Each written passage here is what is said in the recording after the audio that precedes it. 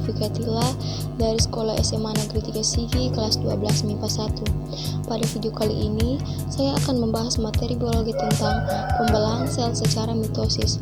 Mau tahu seperti apa videonya? Tonton terus ya. Pembelahan sel memiliki arti penting bagi kelangsungan semua makhluk hidup di muka bumi. Pembelahan sel memiliki 3 tujuan, yaitu sebagai berikut. Yang pertama yaitu pertumbuhan. Salah satu ciri makhluk hidup adalah pertumbuhan. Makhluk hidup dapat tumbuh karena sel-selnya yang bertambah.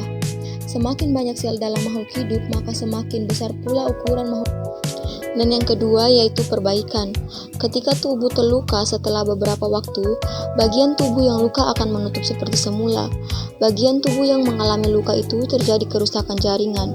Perbaikan kerusakan jaringan pada tubuh adalah hasil proses pembelahan sel.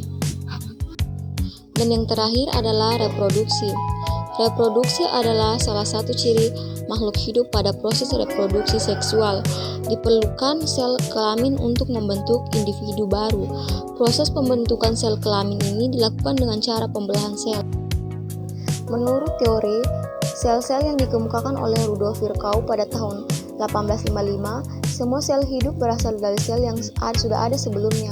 Pembentukan sel baru atau anakan dari sel yang sudah ada sebelumnya dapat terjadi melalui proses pembelahan sel.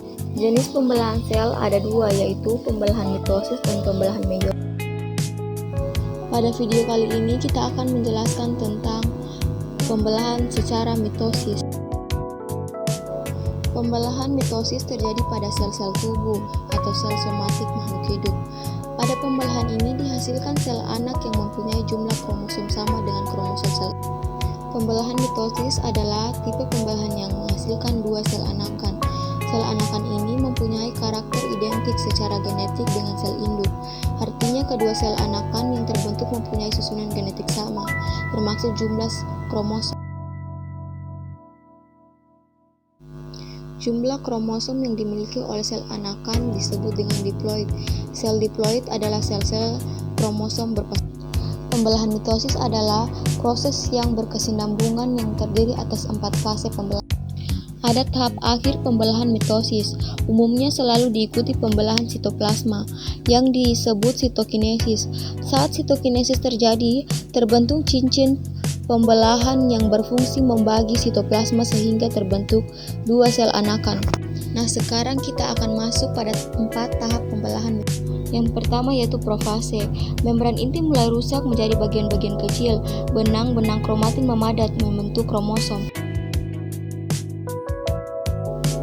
Fase yang kedua yaitu metafase. Kromosom berjejer pada bidang pembelahan. Fase yang ketiga yaitu anafase. Kromatid saudara dari setiap pasangan memisah menuju kutub yang berlawanan. Pada akhir anafase, kedua kutub sel memiliki kromosom yang berjumlah sama. Tahap yang terakhir adalah telafase. Membran inti mulai kembali bergabung, kromosom mulai merenggang. Oke teman-teman, itu dia penjelasan tentang pembelahan sel secara mitosis. Semoga bermanfaat untuk kita semua.